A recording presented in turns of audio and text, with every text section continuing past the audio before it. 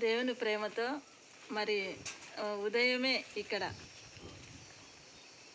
గార్లదిన మండలము కనంపల్లి గ్రామంలో తిమ్మెంపాటి నుంచి వచ్చిన ఇక్కడ సరస్వతి దైవకృప సబిత గాస్పల్ మినిస్ట్రీకి మరి ఉదయమే మరి 10 గంటలకి ఇక్కడ వచ్చినందుకు మీకు అందరికీ దేవుని ప్రేమతో వందనాలు బ్రదర్ సిస్టర్స్, కృతజ్ఞత చెల్లించుకుంటున్నాను. మరి దేవుని ప్రేమతో మీకు అందరికీ కూడా ఉదయమే శుభం. మరి ఇంతసేపు మనము వర్షిప్ చేసినాము, మంచిగా పాటలు పాడినాము. మరి ఇప్పుడు కొద్దిగా వాక్యం చెప్పుకునే ముందు కొన్ని ప్రకటనలు కూడా మీకు తెలియపరచాలని మనసారా కోరుకుంటున్నా. ఎందుకంటే వచ్చిన ప్రజలకు తెలియాలని. ఇక్కడ ప్రతి శనివారము మరి అనారోగ్య పరిస్థితిలో ఉంటున్నా, మీకు బాగలేకపోయినా వచ్చి ఇక్కడ స్వస్థత కోసం ప్రార్థన చేయించుకోవచ్చు. 10 నుంచి 1 గంట వరకు ప్రతి శనివారం ఉంటుంది. మరి ప్రతి ఆదివారం కూడా ఇక్కడ 10 నుంచి 1 గంట వరకు ఆరాధన ఉంటుంది. మరి ప్రతి గురువారము తెలుగు బైబుల్ క్లాస్ ఉంటుంది. బైబుల్ గురించి మరి పరిశుద్ధమైన గ్రంథం గురించి తెలుసుకోవాలనుకుంటున్న వాళ్ళ, ఆసక్తి కలిగిన వాళ్ళు రావచ్చు. మరి శుక్రవారం ఇంగ్లీష్లో కూడా బైబుల్ క్లాస్ ఉంటుంది, వినడానికి రావచ్చు. మరి ఇంకా నాకు 2 మందిరాలు అయితే ఉంటున్నాయి. కక్కలపల్లిలో ఒకటి ఉంది, అలంకారణపేట నాయన్పల్లి క్రాస్లో ఒకటి ఉంది. అవి 2 మందిరాలు కూడా మరి పెళ్లి కాని పురుషులకి 5,000కి నేను బాడీ ఇవ్వాలనుకుంటున్నా. వాళ్ళు కూడా వచ్చి ఇక్కడ నన్ను ఫోన్ కాంటాక్ట్ ద్వారా వచ్చి కలవచ్చు. ఇవి ప్రకటనలు. మరి నా నంబర్ వచ్చేసి 7013705468. ఈ నెంబర్ ఎప్పుడు పనిచేస్తుంది ప్రజెంట్, జ్ఞాపకం చేసుకోవాలని ఈ ప్రకటనలు మీకు మీద తెలియపరుస్తున్నాను. మరి ఈ విషయాన్ని గమనిస్తే మరి ముందు మనము వాక్యం చెప్పుకుందాం ఒక 10 నిమిషాలు. సామెతల గ్రంథంలో దేవుని వాక్యం ఏం చెప్తుందంటే, వినండి బ్రదర్, తల దించుకోకూడదు.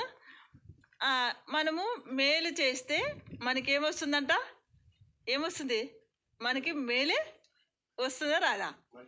అదే, మనం ఏది చేస్తామో అది మనకి వస్తుంది. మనం మేలు చేస్తూ పోతున్నాం అనుకో, మనకి మేలే జరుగుతుంది. ఇక్కడ వినన్నాన, మనం కీడు చేస్తామనుకో మనకేమొస్తుంది? మనకే కీడు వస్తుంది. అందుకే దేవుని వాక్యం మనకేం సెలవిస్తుంది అంటే, నా ప్రియమైన సంగమా, మనము మనుషులము నిజంగా 84 లక్షల రాశిలో క్రూరమైన జంతువు మంది మనుషులు అయినప్పటికి కానీ దేవుడు మనల్ని ఎంతో ప్రేమించాడు, చాలా ప్రేమించాడు. నీకోసం నాకోసం చనిపోయి తిరిగి లేసంతగా ప్రేమించినాడు యేసయ్య ప్రేమ. కానీ మనల్ని ఎందుకు అంతగా ప్రేమించినాడంటే, అలాంటి క్రూర స్వభావం కలిగిన మనుషులు మనం. ఎక్కువ మంచి చేయడానికి చాలా తొందరగా ఇష్టపడరు జనాలు కదా. 90% మనుషులు ఇతరులకు మేలు చేయడానికి ఇష్టపడరు. లేదా ఒకవేళ మేలు చేయాలనుకున్నా కూడా ఏదో ఒకటి ఆశిస్తారు కదా. ఇప్పుడు నీకు మేలు చేయాలని నేను అనుకో, నీకు మేలు చేస్తే నాకు ఏమిస్తావు అని ఆశిస్తారు. అంటే ఇది మనిషికి ఉన్న ఇది చెడ్డ స్వభావం. కానీ యేసయ్య నా నుంచి ఏమి కూడా కోరుకోలేదు, కానీ ఉచితంగా ప్రేమించాడు. ఉచితంగా ఆయన పరలోకం కూడా మనకి ఇచ్చాడు. అందుకే మనము కొన్ని పరిస్థితుల్లో, మనం అన్ని పరిస్థితుల్లో కూడా ఇతరులకి మేలు చేస్తే మనకి ఏమొస్తుందని ఆశించకూడదు. అందుకే దేవుడు అంటున్నాడు, నువ్వు మేలు చేస్తూ వెళ్ళు, నువ్వు మేలునే పొందుకుంటావు అంటున్నాడు. హల్లెలూయా అంటున్నాడు. నువ్వు కీడు చేస్తూ వెళ్ళినావు అనుకో, నువ్వు కీడునే పొందుకుంటావు అంటున్నాడు. ఇప్పుడు ఇక్కడే వచ్చినారు, మీకోసం నేను ప్రార్థన చేయాలి, మంచి మాటలు చెప్పాలి. మీరు నాకేమి ఇస్తారో అది అనవసరం, నాకు ఇచ్చిన పని నేను చెయ్యాలి. మీకోసం సమస్యలు ఉంటే ప్రార్థన చేయాలి, అంతవరకు. కానీ మీరు ఏదో ఇస్తారని ఆశించకూడదు. అంటే దేవుని వాక్యం సెలవిస్తుంది, మనం మేలు చేస్తూ వెళ్తున్నప్పుడు ఏం జరుగుతుంది? మనకు మేలే జరుగుతుందని సామెతల గ్రంథంలో దేవుని వాక్యము సెలవిస్తుంది. అందుకే మన మనుషులు ఉదయం నుంచి లేచి పనుకునేంత వరకు మంచి విషయాల గురించి ఆలోచన చేయాలంట. మంచి విషయాల గురించి ఆలోచిస్తున్నప్పుడు నీ దగ్గరికి మంచి వస్తుంది, చెడు రాదు. వస్తుందా? రాదు. ఒకవేళ ఎప్పుడు చెడు గురించి ఆలోచిస్తున్నావు అనుకో, అది వెతుక్కుంటూ వచ్చి ఏం చేస్తుంది? పతనం అయిపోతాం. నువ్వైనా నేనైనా అది పతనముకి కారణము అవుతుంది. అందుకే దేవుని వాక్యం సెలవిసిన ప్రేమైన సంగమా, పరిశుద్ధమైన గ్రంథము నిన్ను నన్ను మన మనసులు మార్చడానికి, మన బుద్ధులు మార్చడానికి, మన ఆలోచనలు మార్చడానికి, మన తలంపులు మార్చడానికి, మనం చెడుగా వెళ్తున్నప్పుడు మన మార్గం, మన వేలు, మన మనసుని మంచి మార్చడానికి పరిశుద్ధమైన గ్రంథం బైబులు నీకు నాకు దేవుడు ఉచితంగా ఇచ్చాడు. కాబట్టి అలా మారాలంటే మనము వినాలి. దేవుని మాటలు వింటున్నప్పుడు విశ్వాసం వస్తుంది. అవును, నేను ఇప్పుడు ఎలా బ్రతుకుతున్నాను, నువ్వు ఎలా బ్రతుకుతున్నావు అని మనల్ని మనం పరీక్షించుకోగలుగుతాం. అప్పుడు దేవుని వాక్యము సరిచేయబడుతుంది. అందుకే అంటున్నాడు, దేవుడు మేలు చేస్తూ వెళ్ళు, నువ్వు కీడు చేయొద్దు. నీ శత్రువులైనా సరే నీ దగ్గరకు వచ్చినారా వాళ్ళకి మేలు చెయ్యి అంటున్నాడు. కీడు చేయొద్దా అంటున్నాడు. అంటే ఎందుకు శత్రువులైనా వాళ్ళ దుర్మార్గులైనా మన దగ్గరకు వస్తే మేలు చేయి అంటున్నాడంటే వాళ్ళు బ్రతుకుతున్న బ్రతుకు స్వభావం ఏంటో, నువ్వు నీ దగ్గరికి శత్రువులే వస్తారు, నిన్ను హాని చేయాలనుకొని వస్తారు, నీకు నష్టం కలిగించాల తలెత్తమ్మా అని వస్తారు. కానీ నువ్వు వాళ్ళకి ఏం చేయాలా? మేలే చేయాలి. మేలు చేసినప్పుడు వాళ్ళ బ్రతుకులేమో మన బ్రతుకులేమో స్పష్టంగా క్లియర్గా తెలుస్తుంది. అయ్యో నువ్వు శత్రువునైనా నేను ఇలా వెళ్ళినప్పుడు కూడా ఇలా చేస్తాననే వాళ్ళు మనుషులైతే నిజంగా మారుతారు, లేదనుకో అలాగే వెళ్ళిపోతారు. వీళ్ళకి కీడు చేయలేరు. అందుకే మన శత్రువులు వచ్చినప్పుడు కూడా దేవుని ప్రేమతో ఆహ్వానిస్తూ మనకున్నది పెట్టి దేవుని వాక్యం చెప్తూ మేలు చేస్తూ వెళ్తున్నప్పుడు ఏమవుతుందంటే మనకు అన్ని రకాలుగా మేలే జరుగుతుంది. అందుకే దేవుని దగ్గరికి వచ్చినప్పుడు, యేసు ప్రభు దగ్గరికి వచ్చినప్పుడు చాలామంది మారుతారు. తాగుబోతులు మారుతారు, తాగడము వేస్ట్, 200 300 పెట్టాలని అది మారుతారు. వ్యభిచారం చేస్తున్నారనుకో అది పాపమని శరీరము పాడైపోతుంది. శరీరం ఇది పాడైపోతే తొందరగా చనిపోతారని అది కూడా మానేస్తారు. మరి ఇతరులకి హాని చేయడము, దొంగతనం, మోసాలు చేయడం కూడా ఏమవుతుందంటే ఇవన్నీ కూడా మార్పు తీసుకొస్తుంది దేవుని వాక్యం. నిన్నేనా ఇవి మంచివి కాదని వీటిని తొలగించి స్థిరంగా దేవుడు నిలబెడతాడు. అలాంటి నిలబెట్టడానికి మనం ఏం చేయాలా?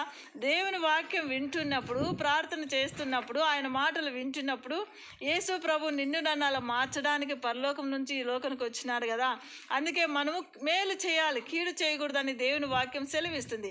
అలా మనం ఎప్పుడైతే ఆలోచన చేస్తామో ఇతరులకు మేలు చేయాలి, శత్రువులైనా సరే, దుర్మార్గులైనా సరే, వాళ్ళు ఎవరైనా సరే, మన దగ్గరకు ఉన్నది గ్లాస్ నీళ్ళు కానీ ఇచ్చి వాళ్ళకి మేలు చేసి పంపించడమే మన పని చేస్తూ ఉన్నప్పుడు ఏమవుతుందంటే మనకి రివర్స్గా మేలుగే జరుగుతుంది. కానీ వాళ్ళు దుర్మార్గులు ఏం చేయలేరు, శత్రువులు ఏం చేయలేరు. వాళ్ళు సైతాన్ని స్వభావం కలిగిన వాళ్ళ మనుషులు అయితే మారుతారు. మనుషులు కాదనుకో ఆ డెవిల్ స్వభావంతోనే వాళ్ళ జీవితం వాళ్ళకే పతనం అవుతుంది. కాబట్టి అందుకే దేవుని వాక్యం సెలవిస్తున్న ప్రేమైన సంగమా, ఎప్పుడు కూడా మేలు చేయడానికే మనము ఉదయం నుంచి పండుకొని మరి లేసే వరకు అదే ఆలోచన చేయాలంట. కీడు చేయడానికి ఎప్పుడైతే ఆలోచన కలిగి ఉంటామో ఆ కీడు చేయాలనుకున్న వాళ్ళకైతే నష్టమైతే జరగదు. కానీ ఎవరైతే ఆలోచన చేస్తారో వాళ్ళ జీవితాలు అర్ధాంతంగా ఆగిపోతాయని దేవుని వాక్యం సెలవిస్తుంది. మనం ఎప్పుడు కూడా ఇప్పుడు మంచిగా చదువుకోవాలి, మంచి ఉద్యోగం చేయాలి, మంచి భవిష్యత్తు కావాలి, మంచిగా మనం జీవించాలి అనుకుంటున్నప్పుడు దేవుని దగ్గరకు వచ్చినప్పుడు నువ్వు నేను ఎలాగుంటున్నామో మనల్ని ఫస్ట్ సరిచేస్తుంది వాక్యము. దేవుని వాక్యం వింటున్నప్పుడు మనల్ని సరిచేస్తుంది. సరిచేసినప్పుడు వాటిని తొలగించుకున్నప్పుడు ఏమైపోతుందంటే మనకు మంచి భవిష్యత్తు, మంచి ఆయుష్తో, దేవుడిచ్చిన ఆయుష్తో బ్రతుకుతాం, ఆరోగ్యంతో బ్రతుకుతాం. ఆ తర్వాత ఆయన పరలోకం వెళుతుంది. లేదంటే అర్ధాయుష్తో, దేవుడిచ్చిన ఆయుష్తో కూడా బ్రతకకుండా చనిపోతున్నారు ఈరోజు. ఎందుకంటే శరీరాన్ని పాడు చేసుకుంటున్నారు, మందులు తాగుతున్నారు, వ్యభిచారాలు చేస్తున్నారు, ఇష్టమైన ఆహారాలు తింటున్నారు. ఈ శరీరం తొందరగా ఏమైపోతుంది? గబ్బు బట్టి గల్లు బట్టి రోగాలు వచ్చి చనిపోయే పరిస్థితి ఏర్పడుతుంది. అంటే ఈ అనారోగ్య పరిస్థితులు ఎందుకు వస్తున్నాయి? చెడు స్వభావం వెలగల. అందుకే యేసు ప్రభావం అన్నీ వద్దు, మంచిగా బ్రతకండి, మంచి ఆకుకూరలు ఇచ్చినాను, పండ్లు ఇచ్చినాను, మరి అన్నీ ఇచ్చినా మీరు తినండి, మంచిగా ఆరోగ్యాన్ని కాపాడుకోండి, నా వాక్యం వినండి, ప్రార్థన చేసుకోండి, మీకు జ్ఞానం కావాలా, ఆరోగ్యం కావాలా, అన్నీ కూడా ఇస్తానని యేసయ్య దగ్గరికి వచ్చినప్పుడు మనిషిలో నీలో నాలో ఉన్న చెడు స్వభావాలు అన్నిటినీ తీసివేసి మార్చగలిగేదే వాక్యము. అలా విన్నప్పుడు మారినప్పుడే మనిషి స్వభావం అని దేవుడు తెలియపరుస్తున్నాడు. మారలేదనుకో అది కంప్లీట్గా దేవునికి వ్యతిరేకమైన స్వభావం, అంటే డెవిల్ స్వభావం. ఆ డెవిల్ స్వభావం ఎక్కడ వెళ్తుంది? నరకంలో వెళ్ళి చావాల్సిందే, కాలిపోవాల్సిందే. కాబట్టి నువ్వు నేను మనుషులుగా పుట్టాం కాబట్టి మనం ఇతరులను ఆశించకుండా మనకు శాతనైంది సహాయం చేస్తూ ముందుకు వెళ్తున్నప్పుడు దేవుడు ప్రతి విషయంలో మనకి మేలు చేస్తూనే వస్తాడు, కీడు చేయడు. అది మనము దేవుని వాక్యం ద్వారా దగ్గర మాత్రమే నేర్చుకుంటాం, కానీ ఎక్కడ నేర్చుకోలేం. మారలేదనుకో ఆ సమస్యలు మనమే వాటిని జయించాల్సి వస్తుంది. ప్రియమైన సంగమా, అందుకే మనం ఎప్పుడు కూడా ఇతరులకు మేలు చేయడానికి మనం వెళ్తూ ఉంటాము, మేలుగానే ఆలోచిస్తాం. ఇతరులను ఆశించకుండా మనం మేలు చేస్తూ వచ్చినప్పుడు దేవుడు మనకేం చేయడు, దేవుడు మేలు చేస్తూ ఉంటాడు. వాళ్ళ మనుషులు చేసినా చేయకపోయినా దేవుడు ఇప్పుడు నీకు మేలు చేస్తున్నా, నేనేం ఆశించకుండా చేస్తా, నువ్వే నాకు చేయాలా సహాయం అనేది లేదు. దేవుడు ఎవరో ద్వారా సహాయం చేపిస్తాడు. అంతేగాని నీకు మేలు చేస్తాను నాకేం చేస్తావు అన్నదంటే మనిషి స్వభావము కానే కాదు. కరెక్టే కదా. నిన్న ఒక బ్రదర్ వచ్చినాడు, వంట చేసుకోలేదు, చాలా లేట్ అయింది. టిఫిన్ చేసుకోవాలనుకున్నా, కానీ ఆ బ్రదర్ ఏం తిన్నా సిస్టర్ అంటే, నాకు టిఫిన్ తెచ్చిస్తానంటే తెచ్చి బ్రదర్ అన్న, తెచ్చిచ్చినాడు, వెళ్ళిపోయినాడు. నేను టిఫిన్ తెచ్చిచ్చినాను, నీకేం చేయాలంటే నేనేం చేస్తా? కరెక్టే కదా. నీకు దేవుడు ఇంకో దగ్గర ఏం సహాయం చేయాలో అది చేస్తాడు. అందుకే మనం అట్లా ఏది కూడా ఆశించకుండా మనము నిస్వార్థంతో ప్రేమించడము, మనం మంచిగా మేలు చేస్తూ వెళ్తున్నప్పుడు మనకి దేవుడు మేలు చేస్తాడు. కానీ కీడు అనేది చాలా భయంకరమైనది. అలాంటి స్వభావం లక్షణాలు తొలగించుకున్నప్పుడు మనం మంచిగా ఉంటాం. మరి ప్రతిరోజు మరి ఇక్కడ మీరు వచ్చినందుకు దేవుని పేరు కృతజ్ఞత చెల్లించుకుంటూ, అందుకే దేవుని వాక్యం సెలవిసి నా ప్రేమ సామెతల గ్రంథంలో మనం మేలు చేస్తూ వెళ్ళాలి కానీ కీడు చేయకూడదు అనే విషయాన్ని గమనించాలి. ఈ విషయాన్ని గమనిస్తూ మరి వచ్చిన ప్రతి ఒక్కరు కూడా మీకు పేరు పేరున దేవుని కృతజ్ఞత చెల్లించుకుంటూ వాక్యం వింటున్న మీ అందరికీ, మరి లైవ్లో వింటున్న friends, Facebook friends, WhatsApp friends, YouTube friends, మీ అందరూ కూడా కృతజ్ఞత చెల్లించుకుంటున్నాను. మరి పరుగున ఇక్కడికి రావచ్చు. ఆత్మీయ స్థితిలో మనం బలపడాలి, ఆత్మీయ స్థితిలో మంచిగా రీచ్ అవ్వాలనుకున్న వాళ్ళు మరి నన్ను కలవచ్చు, ఇక్కడికి రావచ్చని మనసారా కోరుకుంటూ, మరి ఈ మరి త్వరలో నా పెళ్ళి కూడా ఇక్కడ జరిగిపోతుంది. మీరు వస్తే పెళ్ళి కూడా చేస్తారు, మరి కార్యక్రమాలు ఉంటాయి. ఆ విషయాలను కూడా గమనించాలని మనసారా, అవును త్వరలోనే పెళ్ళి చేసుకోబోతున్నా, మరి మీరు వస్తే పనులు కూడా చేస్తారు. ఈ విషయాల్ని గమనించాలని ఫ్రెండ్స్, మరి వాక్యం వింటున్న మీ అందరు కృతజ్ఞత చెల్లించుకుంటూ, thank you watching for this video to all and god bless you. మీ సరస్వతి దైవ కృప సవిత. God bless you.